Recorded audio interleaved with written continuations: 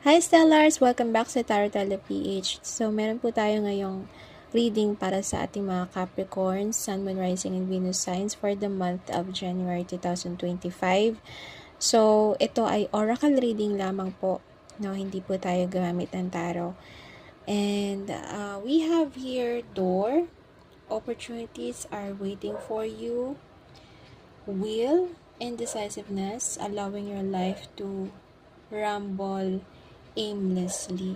So, I think na meron talagang magandang opportunity na darating sa iyo for the month of January. Mararamdaman mo na yon kasi parang nagbubukas na yung mga doors of opportunity sa iyo. Parang may mga job offer, may mga interviews, or may increase sa inyong pay, or meron kayong possibility na ma-promote.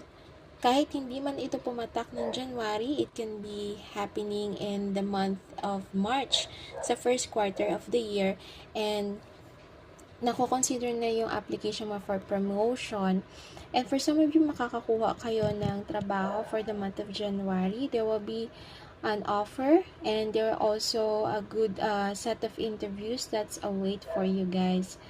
So, kailangan lang dito talaga na you know what you want and you're willing to do what you want.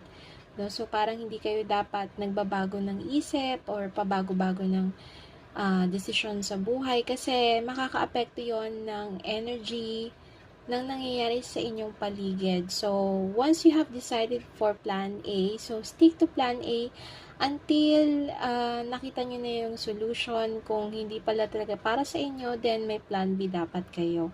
So, iwasan dito yung pagiging indecisive o yung papalit-palit ng pag-iisip.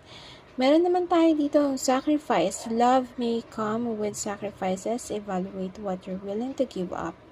And ang ating advice ngayon is dive deep into each other, uncover hidden pearls.